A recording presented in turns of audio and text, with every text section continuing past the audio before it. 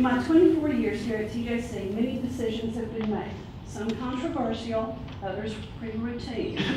What I do know is that a lot of thought, a whole lot more discussion, a lot of fact gathering and link pull wrangling goes on than most of us are privy to.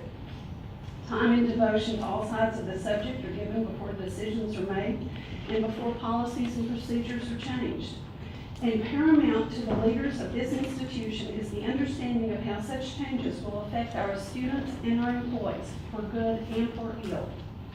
My mother taught us from the time we were small that it takes more energy to draw the circle smaller, to exclude people we perceived as different, whose way of life is not what we experience or even know about.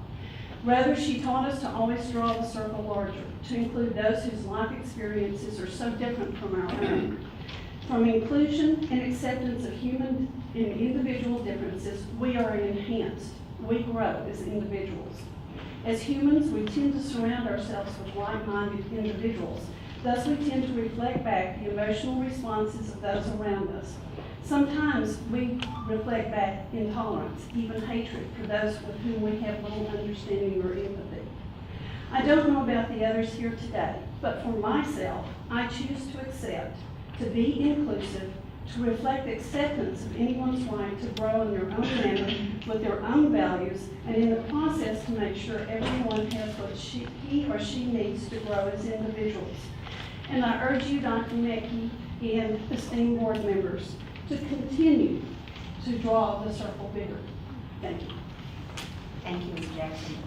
I'd also like to remind everyone that this is just a chance for you all to speak. The board cannot respond, and we will just sit and listen to what you have to say. Dylan Hughes. Thank you.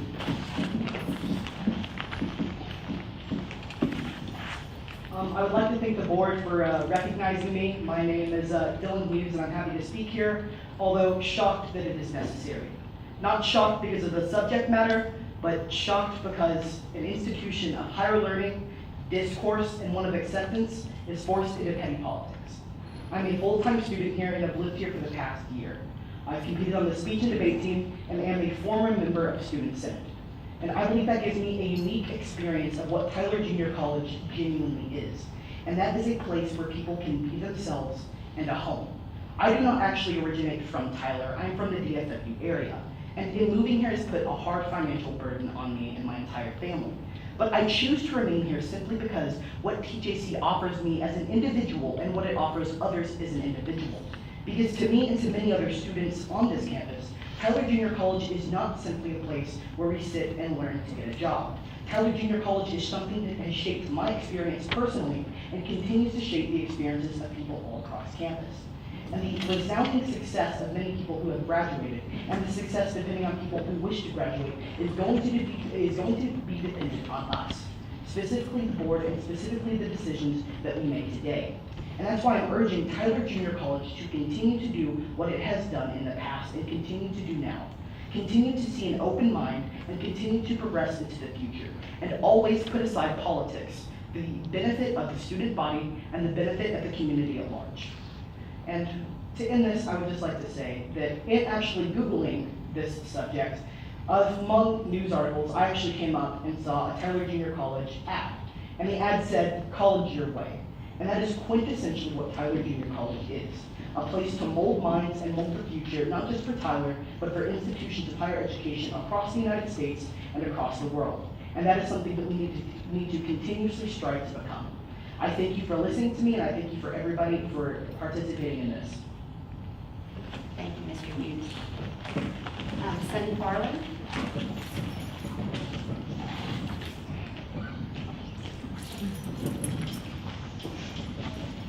Good morning.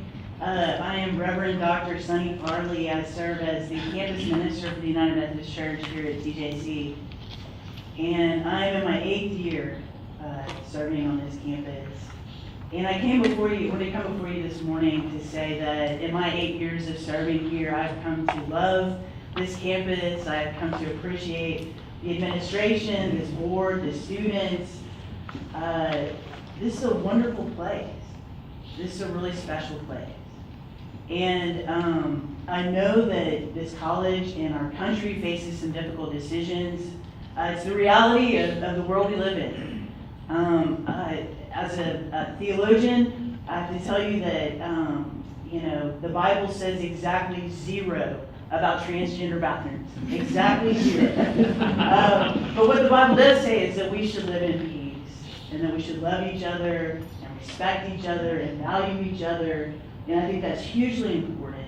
And I believe in my heart that y'all are trying to do what is right and to arrive at a place where we do actually appreciate, love, and respect and value each other. So I came up here this morning to say that as a religious person, as a clergy person, that I support you guys in all that you're trying to achieve. And I don't think this is the end of it. I think we face a lot of difficult decisions together, and prayerfully and carefully, I know we'll all arrive at a place where we need to be. So thank you guys for all that you do, and know that you have support out there from not just me, but a lot of people in this community who see this college as our gift. This is such a special place. This is our college, and by golly, we've got to stick behind it. So thank you guys for all you do. I guess we say amen. Thank you very much. Amy Cunningham.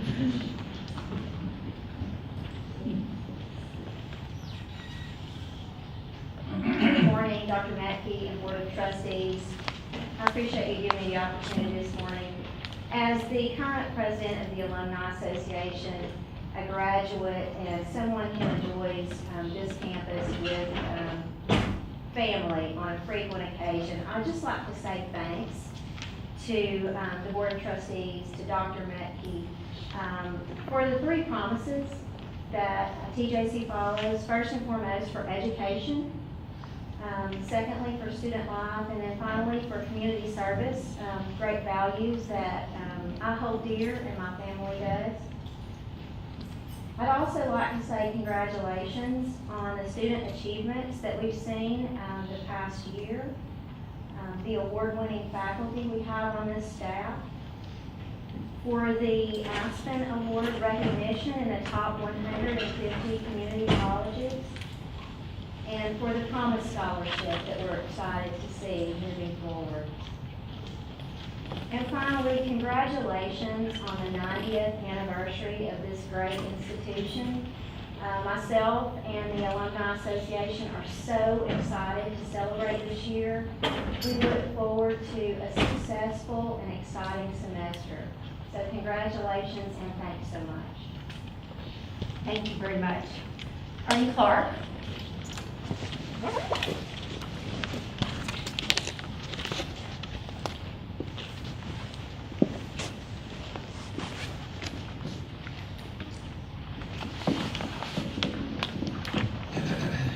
My name is Ernie Clark. I live at 407 Windstone Bridge Drive, Holland, Texas. I'm not a graduate of TJC, but I sure love this place and brought a lot of notoriety to our community. I want to thank the Board of Regents and Dr. Menke and all the faculty here that you've done over the years. Have a tremendous sports program here, and we love it in the community. But I was somewhat surprised to learn that y'all had adopted a policy with the public not knowing anything about it. And so that's why I'm here today to listen. I didn't want to make any further comments, but I do want to know that there are a number of citizens concerned about political correctness in this country today. Seems like it I would ask a question, I hope I could get the answer. I know you can't answer it today, but has any survey been made of all the students, or whether they consider transgender restroom the thing that you should use or not? Okay.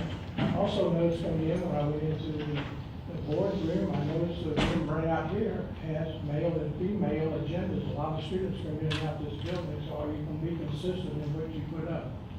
So I want to listen to see what the discussion is on item number 6. Thank you for hearing me. Y'all have a nice day. God bless you. Thank you, Mr. Clark. Jen McCauley.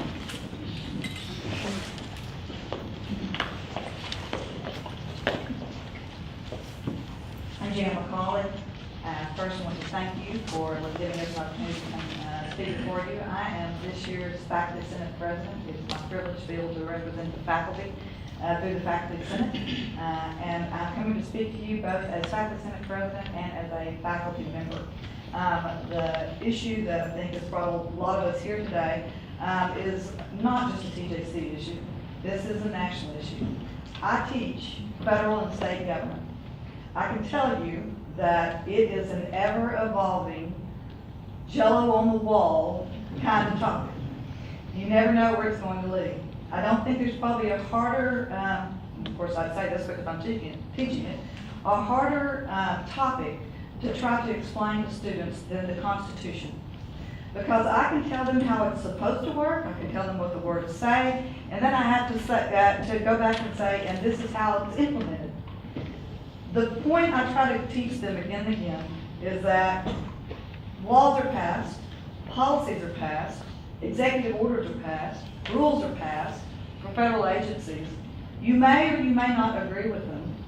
And there are processes for how you go about addressing what you don't agree with. But because I'm a professor at Tyler Junior College, my job is to teach them the importance of the process and of the law. That we are a nation of laws, not a nation of men. And as a nation of laws, they have a duty and a responsibility to abide by them.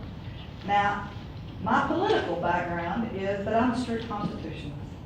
I am a conservative, I'm a Sunday school teacher, not as good, as well taught as Sunny, but I do like to listen to her. I've led some Bible studies over at the dorm, as a matter of fact. So I'm on the conservative side of politics. But that's not why you hired me here. You didn't hire me to teach my opinion. You hired me to teach the Constitution, both of the state and of this nation. And the state constitution and the national constitution are created by representatives of us. And those are elected representatives. I teach my students the importance of the difference between a democracy where everybody gets to have a vote on every issue and a republic where you elect representatives to help make those decisions for you. We are living in a republic. Not a true democracy, because that would be chaos. If we all had to go down and vote in Tyler, where every stoplight went, we'd never get anything done. I appreciate the fact that you are the people who vote for us and who make decisions, and that you have appointed administration to do such a wonderful job for you. Thank you very much for the republic values that you show and you share with all of us. Thank you. Thanks, Jan.